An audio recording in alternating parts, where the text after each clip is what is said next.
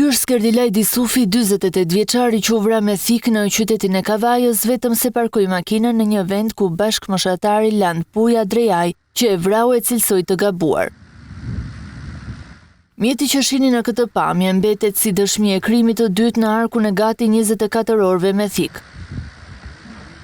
Rindërtimi i ngjarjes nga policia tregoi se Roland Puja ka dalë nga shtëpia e tij dhe i ka kërkuar 48 vjeçarit, që ka mbajtur identitetin Skënder Vrapi, që të largonte makinën me pretendimin se e pengonte në lëvizje. Por 48 vjeçari ka refuzuar dhe mes dy burrave ka nisur debati fillimisht me fyerje ofendime të ndërsjellta dhe më pas ka përshkallëzuar në përdorimin e thikës. Skerdilaj Disufi u qellua të paktën 2 herë direkt në zemër dhe përpasoi humbi jetën. Pas krimit, autori dyshuar 48 vjeçar është larguar nga zona dhe është në Arati.